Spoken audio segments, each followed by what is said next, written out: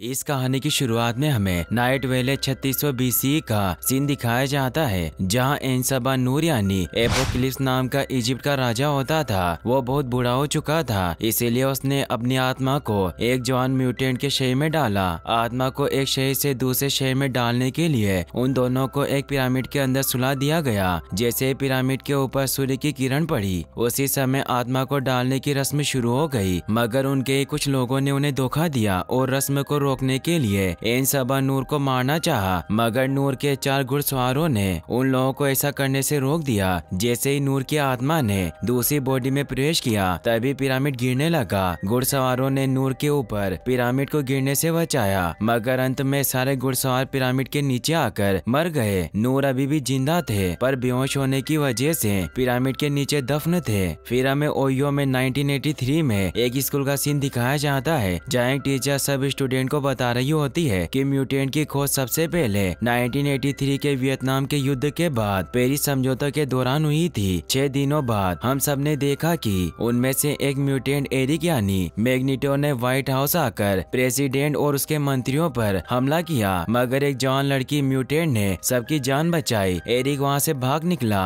और सबको बचाने वाली लड़की भी गायब हो गई। तभी इसको टीचर से बाथरूम जाने के लिए पूछा है, क्योंकि उसकी आंखों में बहुत जलन हो रही थी। वो बाथरूम में जाता है और जब अपनी आंखें खोलता है तो उसकी आंखों से बहुत खतरनाक लेजर बीम्स निकलती है और वो आंखें बंद कर लेता है। फिर हमें ईस्ट बर्लिन में रेवेन को दिखाया जाता है, जो एक फाइट क्लब में आती है, जहाँ वेरेन नाम का म्यूटेंट जिसके पंख होते हैं वो नाइट क्रोलर से लड़ रहा होता है, मगर नाइट क्रोलर अपनी पावर से टेलीपोर्ट होकर कोर्ट से बाहर जाने की कोशिश करता है, मगर कोर्ट के चारों ओर बिजली होती है, जिससे नाइट क्रोलर बाहर नहीं निकल पाता। वेरेन उसे कहता है कि अगर तुम लड़ोगे नहीं तो ये हम दोनों को मार देंगे। रेवेन उनको लड़ता देख कोर्ट की बिजली की वोल्टेज बढ़ा देती है। नाइट क्रोलर वेरेन को अपनी पूंछ से पकड़कर बिजली की तरफ फेंक देता है, जिसकी वजह से वेरेन का एक पंख जल जाता है और वहाँ शॉर्ट सर्किट हो जाता है। वेरेन वहाँ से उड़कर भाग जाता है और नाइट क्रोलर भी कोर्ट से बाहर आ जाता है। रेवेन नाइट क्रोलर को अपने साथ चलने के लिए कहती है, मगर एक गार्ड उन्हें पकड़ लेता है। नाइट क्रोलर उन्हें टेलीपोर्ट करके क्लब से बाहर ले आता है। रेवेन गार्ड को मारकर उसका रूप लेकर बाकी गार्ड्स को दूसरी तरफ भेज देती है। नाइट क्रोलर उससे कहता है कि तुम रूप बदल सकती हो। फिर वो उसे अपने साथ टेलीपोर्ट करके वहाँ से ले जाता है। फिर हमें पोलैंड में एरिक को दिखाया जाता है, जो एक फैक्ट्री में काम करता है। एरिक अपने घर जाता है और वहाँ हमें उसकी वाइफ और बेटी नीना को दिखाया जाता है। एरिक अपनी फैमिली से बहुत प्यार करता है। फिर हमें स्कॉट के भाई एलेक्स को दिखाया जाता है। वो स्कॉट को अपने साथ प्रोफेसर चार्ल्स जेवियर के स्कूल में ले आता है। प्रोफेसर के पास जाते वक्त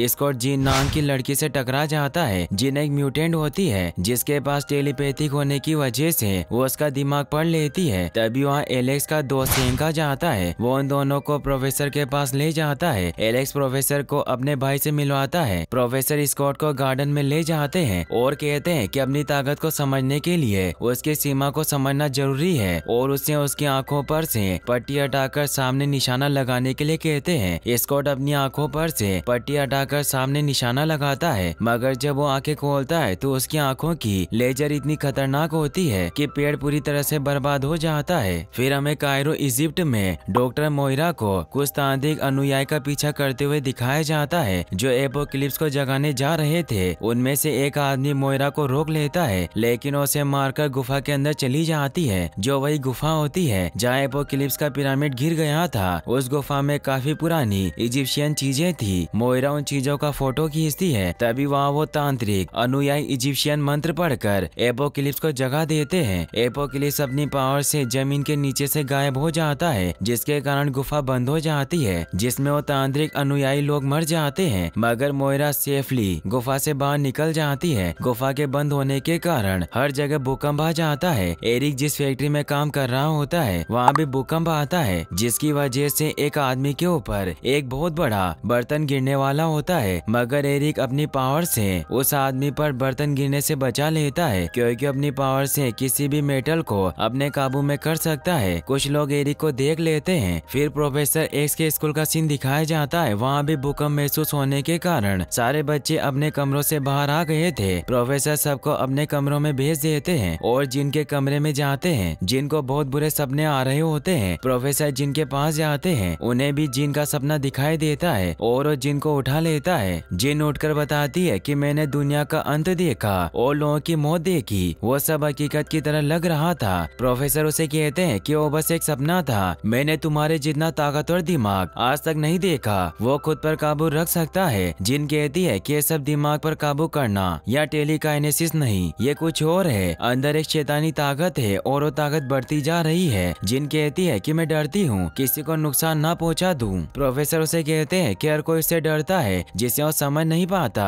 तुम अपने पावर्स पर काबू करना सीख जाओगी और उसके बाद तुम्हें किसी भी चीज से डर नहीं लगेगा। प्रोफेसर हैंक को बताते हैं कि इस बार उसके सपने कुछ अलग प्रकार के थे। हैंक उन्हें कहता है कि जब मैंने अपनी लैब में देखा कि वो भूकंप जैसे ऊर्जा का सैलाब हो, मेरे पास मीटर्स की रिकॉर्डिंग है, मगर इसका केंद्र दुनिया के उस पार था। फिर प्रोफेसर उनकी मशीन सेरिब्रो से मायरा का दिमाग पढ़ते हैं। हैंक उनसे पूछता है कि आपको क्या दिखाई दे रहा है। वो उसे बताते हैं कि मोयरा रिपोर्ट्स सबमिट करने के लिए वापस लेंगली जा रही है, मुझे भी वहाँ जाना होगा ताकि मैं पता कर सकूं कि वो इस भूकंप के बारे में क्या जानती है। वहीं एरिक को दिखाया जाता है जो अपनी वाइफ और बेटी को लेकर घर छोड़कर जाने की तैयारी कर रहा होता है। उसकी वाइफ उससे पूछती है कि तुमने उस आदमी की जान बचाकर अच्छा काम किया। एरिक कहता है कि अगर मेरा राज खुल गया तो बहुत बड़ी मुसीबत खड़ी हो जाएगी। उसकी वाइफ नीना को लेने के लिए जाती है, मगर उसे नीना घर में कहीं नहीं मिलती। वो आकर एरिक को बताती है। एरिक नीना को ढूंढने के लिए बाहर आता है। उसे जंगल की तरफ से आवाज आती है। वो जंगल में जाता है, वहाँ उसकी बेटी को कुछ पुलिस वालों ने पकड़ कर रखा होता है। वो एरिक से पूछते हैं कि क्या तुम ही मैग्नीटो हो। एरिक उनसे कहता है कि मेरी बेटी को छोड़ दो, मैं तुम्हारे साथ चलने के लिए तैयार हूँ। पुलिस वाले नीना को छोड़ देते हैं। एरिक भी पुलिस के पास चला जाता है। नीना कहती है कि मेरे पापा को अपने साथ मत ले जाइए और रोने लग जाती है, जिसके कारण जंगल के सारे पक्षी नीना के पास आने लग जाते हैं। पुलिस वाले एरिक से कहते हैं कि क्या ये भी तुम्हारे जैसी है, रोको अपनी बेटी को। एरिक कहता है कि वो अपनी पावर्स का कंट्रोल नहीं कर सकती, वो डर गई है। नीना गुस्सा होकर पुलिस वालों को देखती है, जिससे सारे पक्षी पुलिस वालों पर हमला करने लग जाते हैं और गलती से एक पुलिस वाले से तीर चल जाता है। वो तीर नीना और उसकी मोम को लग जाता है, जिससे वो दोनों मर जाती है। एरिक ये देखकर रोने लगता है और गुस्सा होकर अपनी पावर्स का यूज करके नीना के गले में लटके लॉकेट से सब पुलिस वालों को मार देता है। वहीं स्टॉम एक दुकान से पैसे चोरी करके भागती है, मगर दुकानदार उसे पकड़ लेता है। वहाँ एपोक्लिप्स आता है और इजिप्शियन भाषा में कुछ कहता है। दुकानदार उसे चाकू दिखाकर धमकाने लगता है। दुकानदार के कुछ साथी भी वहाँ आ जाते हैं। एपोक्लिप्स अपनी पावर्स का यूज करके धूल की मदद से दुकानदार के साथियों की गर्दन को काटकर मार देता है और दुकानदार को भी एक दीवार में कैद कर देता है। फिर हमें प्रोफेसर को CIA के ऑफिस में दिखाया जाता है, जो मोयरा से मिलने के लिए आते हैं। हैंक प्रोफेसर से पूछता है कि क्या आपका मोयरा के साथ झगड़ा हो गया। प्रोफेसर उसे बताते हैं कि मैंने उसके दिमाग से हमारे रिश्ते की क्यूबा की सारी यादें मिटा दी थी। यह बात उस समय की है जब दुनिया म्यूटेंट के बारे में जानती नहीं थी, तो मुझे लगा कि ऐसा करना मोयरा के लिए अच्छा होगा।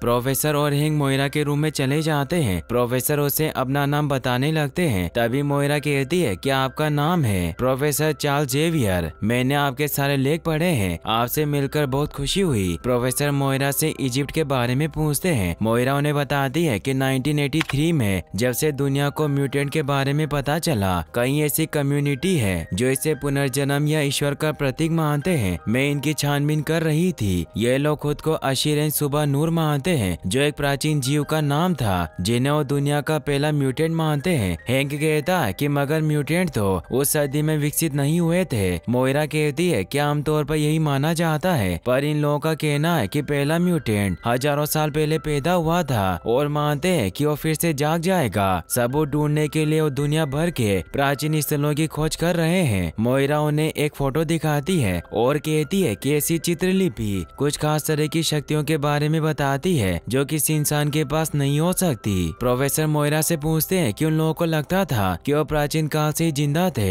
मोयरा बताती है कि उनका मानना है कि एपोक्लिप्स में एक शरीर से दूसरे शरीर में आत्मा डालने की शक्ति थी। मौत के करीब पहुंचते ही वो एक नया शरीर ले लेता था। इनमें से कुछ शरीर म्यूटेंट के होते थे जिनकी वो शक्तियाँ ले सकता था, और ये जीव जहाँ भी होता था उसके साथ हमेशा 4 खास शिष्य रहते थे, उसके संरक्षक जिन्हें वो शक्तियाँ प्रदान करता, और एपोक्लिप्स जहाँ कहीं भी राज करता था उस जगह का अंत तबाही और प्रलय से होता था। समझो जैसे कयामत आ गई हो। फिर स्टॉर्म को दिखाया जाता है जो एपोक्लिप्स एपोक्लिप्स को अपने घर पर लेकर आती है और कहती है कि मैंने इस शहर में कभी किसी दूसरे म्यूटेंट को नहीं देखा। एपोक्लिप्स और रेवन की फोटो देखता है तो स्टॉर्म उसे बताती है कि ये मेरी हीरो है, मुझे इसके जैसा बनना है। एपोक्लिप्स टीवी के पास जाकर उसे छूता है और दुनिया भर की चीजें देखता है और कहता है कि कमजोरों ने दुनिया हत्या ली, इसीलिए मुझसे गद्दारी की गई, पर अब मैं लौट आया हूँ। स्टॉर्म एपोक्लिप्स से पूछती है कि तुम कहाँ से आए हो। एपोक्लिप्स कहता है कि मैं उस वक्त से आया हूँ जब इंसान अपने रास्ते से भटका नहीं था, जरूरी है कि अब हम इस दुनिया को बचाएं। स्टॉर्म उसे कहती है कि दुनिया को बचाने के लिए तुम इस तरह लोगों को नहीं मार सकते, उसके लिए कानून होता है। एपोक्लिप्स उसे कहता है कि मेरी बच्ची तुम गुलामी क्यों कर रही हो,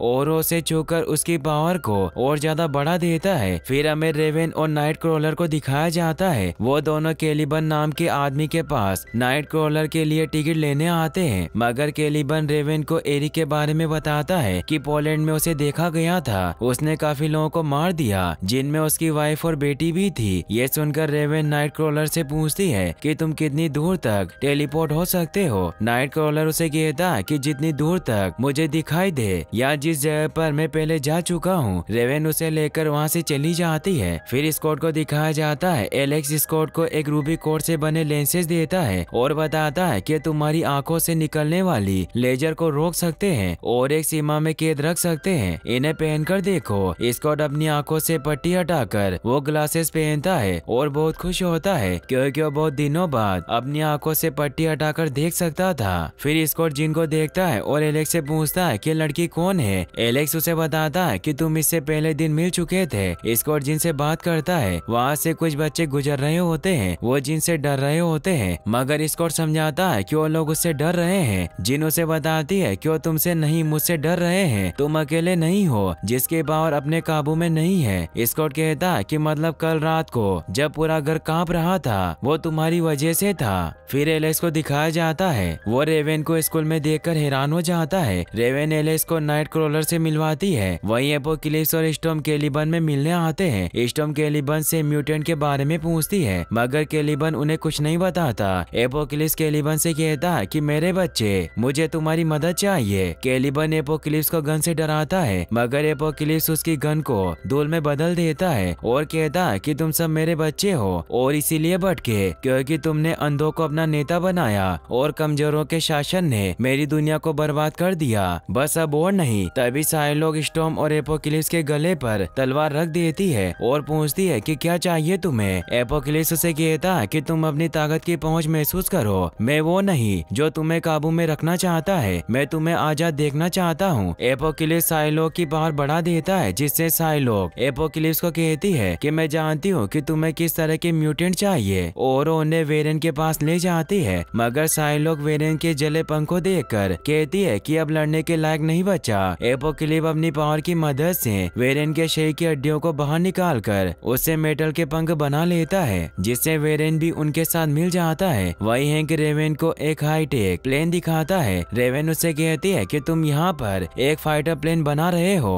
हैंक कहता है कि वाशिंगटन के हादसे के बाद मुझे लगा कि हम वापस से एक्समैन की शुरुआत करेंगे। रेवन कहती है कि चार्ल्स को स्टूडेंट चाहिए, सिपाही नहीं। हैंक कहता है कि दुनिया को एक्समैन की जरूरत है। रेवन उसे कहती है कि मैं यहाँ एरिक के लिए आई हूँ, मुझे लगता है कि वो किसी बहुत बड़ी मुसीबत में है। फिर एरिक को दिखाया जाता है जो उस फैक्ट्री में आता है जहाँ वो काम करता था। वह फैक्ट्री के सारे खिड़की दरवाजे बंद कर देता है, सारी मशीनें भी बंद कर देता है। सब लोग एरिक को वहाँ देखकर घबरा जाते हैं। एरिक कहता है कि कल तुम में से किसी ने पुलिस को मेरे बारे में बताया, तुम लोग जानना चाहते हो मैं क्या कर सकता हूँ। तुम सब उसके बारे में सोचो जिससे तुम सबसे ज्यादा प्यार करते हो, जैसे तुम्हारी वाइफ, मॉम या बेटी। अब तुम्हें पता चलेगा कि किसी अपने को खोना कैसा लगता है। एरिक उन्हें कहता है कि मेरा नाम एरिक नहीं मैग्नीटो है। तभी वहाँ एपोक्लिप्स और उसके साथी आ जाते हैं, जो खुद को वहाँ काम करने वाले सभी लोगों को मार देता है और उसे अपने साथ ऑसिविट्ज ले जाता है। वो उसे बताता है कि यही तुम्हारी शक्ति का जन्म हुआ था और यही तुम्हारे परिवार की बलि चढ़ी थी। एरिक एपोक्लिप्स से पूछता है कि जब मेरे मम्मी पापा की इस जगह पर हत्या हुई तब तुम कहाँ थे।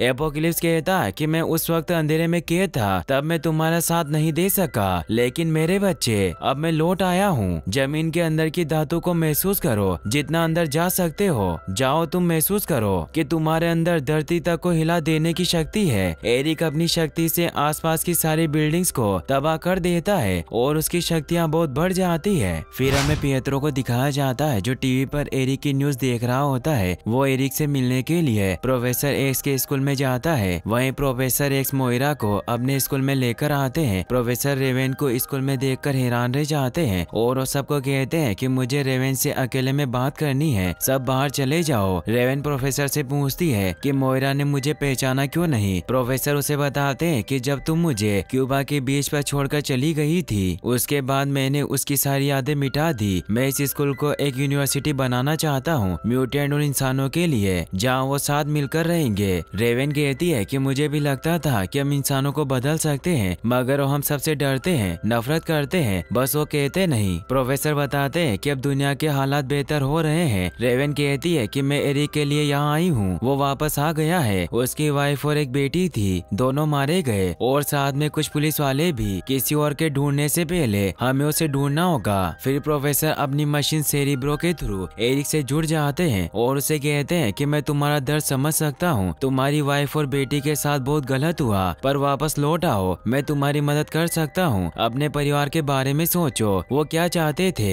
एरिक कहता है कि वो जीना चाहते थे, मैंने तुम्हारा तरीका अपनाया, मैंने आम इंसान की तरह बनकर जीने की कोशिश की मगर अंत में उन्होंने मुझसे सब कुछ छीन लिया, अब हम उनसे उनका सब कुछ छीन लेंगे। प्रोफेसर हैंक को बताते हैं कि एरिक अकेला नहीं है। एपोकलिप्स को चार्ल्स की शक्तियों का एहसास हो जाता है और वो सेरिब्रो पर कब्जा करके प्रोफेसर को अपने वश में कर लेता है, जिसके कारण वो दुनिया के हर इंसानों के दिमाग पर काबू पा लेता है और सारे देशों के परमाणु मिसाइल्स को आसमान में लॉन्च करवा देता है। प्रोफेसर एपोकलिप्स के वश से निकलकर एलेक्स को सेरिब्रो को नष्ट करने के लिए कहते हैं। एलेक्स अपनी बॉडी से लेजर निकालकर सेरिब्रो को नष्ट कर देता है। प्रोफेसर बेहोश हो जाते हैं, तभी वहाँ एपोकलिप्स और उसके साथी आते हैं और प्रोफेसर चार्ल्स को अपने साथ ले जाते हैं। एलेक्स उन पर हमला करता है मगर वहाँ से चले जाते हैं और एलेक्स की लेजर हैंक के बनाए गए फाइटर प्लेन पर लग जाती है, जिसके कारण वहाँ बहुत बड़ा धमाका हो जाता है। मगर तभी वहाँ पिएत्रो आता है और अपनी स्पीड का यूज करके सबको स्कूल से बाहर निकाल कर उनकी जान बचा लेता है। हैंक पिएत्रो से पूछता है कि तुम कहाँ से आ गए। वो कहता है कि मैं प्रोफेसर को ढूंढ रहा था। हैंक कहता है कि उन्हें ले गए। स्कॉट वहाँ आता है और एलेक्स के बारे में पूछता है। पिएत्रो कहता है कि मैंने सबको बाहर निकाला था। हैंक कहता है कि एलेक्स धमाके के बहुत करीब था। स्कॉट एलेक्स को ढूंढने के लिए धमाके वाली जगह पर जाता है मगर एलेक्स मर चुका था। जिन और नाइट क्रॉलर भी स्कॉट को शांत करने के लिए उसके पास आते हैं। तभी वहाँ विलियम अपनी टीम को लेकर आता है जो वेपन एस का ऑफिसर होता है। वो अपनी हाईटेक गन से सब लोगों को बेहोश करवा देता है मगर स्कॉट और उसके दोस्त दूर होने की वजह से बेहोश नहीं होते और अपने साथियों को बचाने के लिए हेलीकॉप्टर में नाइट क्रॉलर की मदद से टेलीपोर्ट हो जाते हैं। विलियम उन सभी को अपने ठिकाने पर ले जाता है। फिर हमें प्रोफेसर चार्ल्स को दिखाया जाता है। वो एपोकलिप्स से पूछते हैं कि तुम मेरी शक्तियों कैसे रोक रहे हो। एपोकलिप्स कहता है कि मैं तुम्हारी शक्तियों से इनके दिमाग को बचा सकता हूँ। सदियों से मुझे मिली खूबी में से ये एक है, मगर किसी के दिमाग के अंदर देखना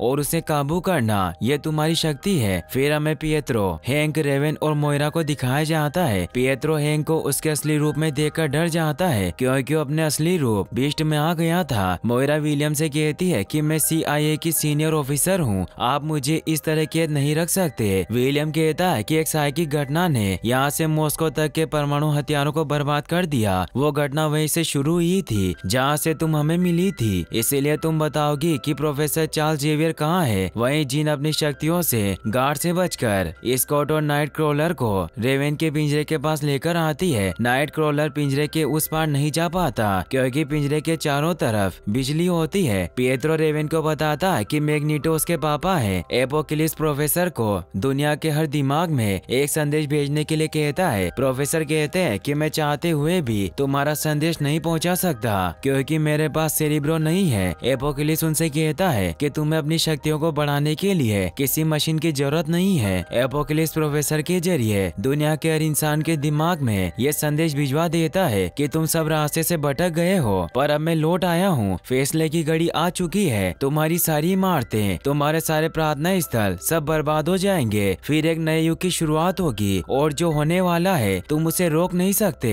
प्रोफेसर जिन को एक खुफिया मैसेज से बताते हैं कि जिन मुझे कायरो में ढूंढो और एपोकलिप्स का संदेश जारी रखते हुए कहते कहते हैं कि संदेश का बस एक ही मकसद है, तुम में से सबसे ताकतवर को ये बताना है कि जो सबसे ज्यादा ताकतवर है ये दुनिया उन्हीं की होगी। मगर प्रोफेसर कहते हैं कि जो सबसे ताकतवर है वो कमजोरों की रक्षा करेगा, दुनिया को मेरा यही संदेश है। जिन स्कॉट को कहती है कि प्रोफेसर ने मुझसे अभी बात की। स्कॉट और नाइट क्रॉलर कहते हैं कि उन्होंने हम सबसे बात की। जिन कहती है कि प्रोफेसर ने मुझे एक खुफिया संदेश भेजा जो बस मैं सुन सकती हूँ और मैं जानती हूँ कि वो कहाँ है। तभी एक गार्ड उन्हें देख लेता है, मगर नाइट क्रॉलर उन्हें टेलीपोर्ट करके वहाँ से ले जाता है। वो लोग जनरेटर के पास पहुँच जाते हैं, वहाँ उन्हें एक पिंजरा मिलता है। स्कॉट कहता है कि इसके अंदर कोई जानवर है। जिन कहती है कि वो जानवर नहीं एक आदमी है, उसकी याददाश्त पूरी तरह से मिटा दी गई है और उसे एक तरह का हथियार बना दिया गया। तभी वहाँ कुछ गार्ड आ जाते हैं। जिन उस पिंजरे को खोल देती है जिसमें से लोगन बाहर निकलता है और गार्ड्स को मारने लग जाता है। कंट्रोल रूम से एक गार्ड सबको बताता है कि वेपन एक्स पिंजरे से बाहर आ गया है। सारे गार्ड्स लोगन के ऊपर फायर करने लग जाते हैं, मगर वो एक एक करके सारे गार्ड्स को मार देता है। विलियम ये सब देखकर वहाँ से भाग जाता है। लोगन वहाँ से बाहर जा रहा होता है। तभी वहाँ स्कॉट और जिन आ जाते हैं। स्कॉट अपने लेंसेज उतार कर लोगन पर लेजर फायर करने वाला होता है, मगर जिन उसे रोक लेती है और अपनी पावर की मदद से लोगन से कहती है कि मैं तुम्हारी मदद कर सकती हूँ और उसे उसके पास की कुछ यादें दे देती है। फिर लोगन वहाँ से भाग जाता है। फिर स्कॉट अपनी लेजर की मदद से सबको कैसे बाहर निकाल लेता है। जिन सबको बताती है कि मैं जानती हूँ प्रोफेसर कहाँ पर है। वहीं एपोकलिप्स को दिखाया जाता है। वो कहता है कि इस जगह को ब्रह्मांड का केंद्र बनना था, मगर मुझे धोखा दिया गया,